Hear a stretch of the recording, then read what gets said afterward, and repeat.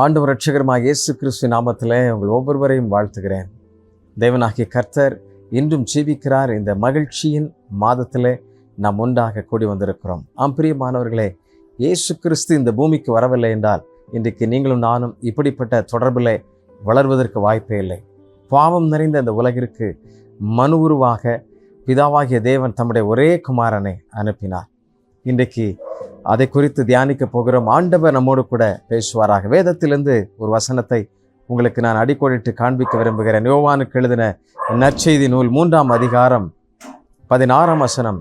தேவன் தம்முடைய ஒரே பேரான குமாரனை விசுவாசிக்கிறவன் எவனோ அவன் கெட்டு போகாமல் நித்திய ஜீவனை அடையும்படிக்கு அவரை தந்தரளி இவ்வளவாய் உலகத்தில் அன்பு கூர்ந்தார் என்று சொல்லப்பட்டிருக்கிறது. நித்திய ஜீவனை அடையும்படிக்கு அவரை தந்தரளி. பிரியமானவர்களே, நீங்களும் நானும் நித்திய ஜீவனை அடைவதற்காக ஆண்டவர் நம்மை இந்த உலகத்திலிருந்து வேறு பிரித்து நித்திய வாழ்வுக்கு நேராக பாவத்தின் உலகத்திலிருந்து, சாபத்தின் உலகத்திலிருந்து, மரணத்தில், பாவத்தின் சம்பளம் மரணம் என்கிற அந்த பிடியிலிருந்து கர்த்தர் நம்மை விடுதலையாக்கி தம்முடைய இரத்தத்தை சிலுவையில் சிந்தி ஒரே குமாரன் அனுப்பி நம்மை மீட்டு கொண்டார். எனக்கு அன்பானவர்களே, ஆண்டவர் நமக்கு கொடுத்திருக்கிற இந்த மேலான பாக்கியத்திற்காக நாம் ஆண்டவருக்கு நன்றி செலுத்த வேண்டும், ஆண்டவரை ஸ்தோத்தரிக்க வேண்டும். இந்த வசனம் இப்படி சொல்லுகிறது, ஒரே பேரான குமாரனை விசுவாசிக்கிறவன் எவனோ என்று சொல்லப்பட்டிருக்கிறது. ஒரே பேரான குமாரன், ஒரே நாமம். ஆமென். இயேசு என்கிற அந்த நாமம். அவர் மாத்திரமே மனு உருவாகி கன்னியின் வயிற்றிலே உருவாக்குகிறார் என்பதை பார்க்கிறோம். பிரியமானவர்களே, ஆமென். அவரை விசுவாசிக்கிற பிள்ளைகள் எப்படி அவர்கள் கெட்டு போவதில்லை, மாறாக அவர்கள் நித்திய வாழ்வை அடைந்து கொள்வார்கள் என்று சொல்லப்பட்டிருக்கிறது. ஆகத்தான் இந்த தேவன் தம்முடைய ஒரே குமாரன் இந்த உலகிற்கு அனுப்பினார்.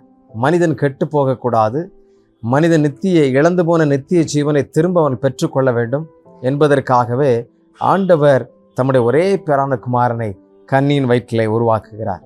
உங்களுக்கும் அந்த நித்திய மகிழ்ச்சியை கொடுக்கும்படியாகத்தான் இயேசு பிறந்திருக்கிறார்.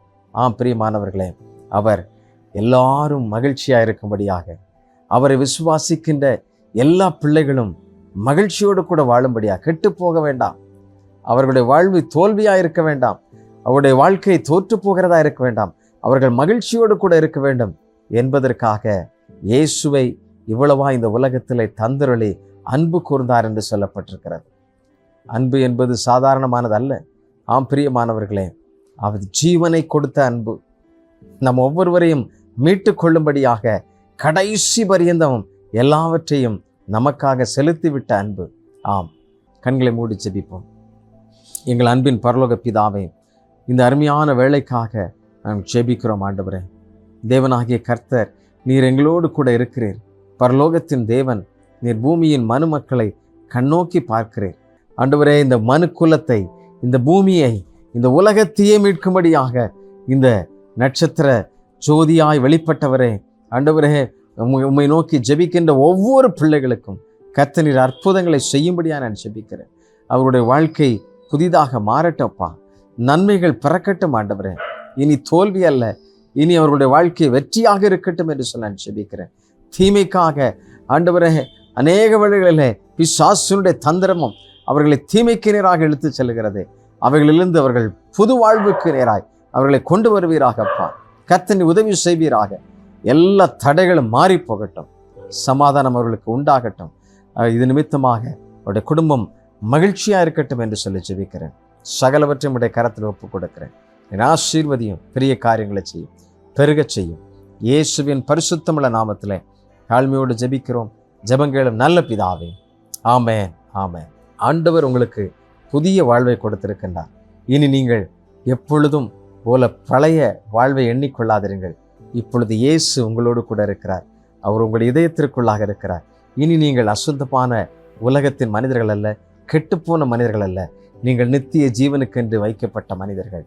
ஆகவே இந்த உலகத்தின் காரியங்களிலிருந்து நீங்கள் விடுபட்டு தேவனுடைய பிள்ளைகளாய் வாழும்படி கர்த்தர் உங்களை பிரித்தெடுத்திருக்கின்றார். ஆகவே நீங்கள் பழைய வாழ்க்கை அல்ல, சுத்தமான நண்பர்களோடு கூட உங்களுடைய வாழ்க்கையில நீங்கள் தொடர்ச்சியாக தொடர்பு கொள்ளாதிருங்கள். வேதத்தை எடுத்து வாசியுங்கள். புதிய வாழ்வு உங்களுக்கு உண்டாகும்.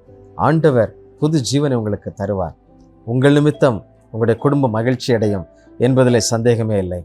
உங்கள் நிமித்தம் இந்த உலகத்தில் உங்களுடைய எல்லா பகுதிகளிலேயும் ஒரு பெரிய ஆசீர்வாதம் நன்மையும் உண்டாகும். ஆண்டவர் தாம் உங்களை ஆசீர்வதிப்பாராக. தேங்க்யூ. God bless you.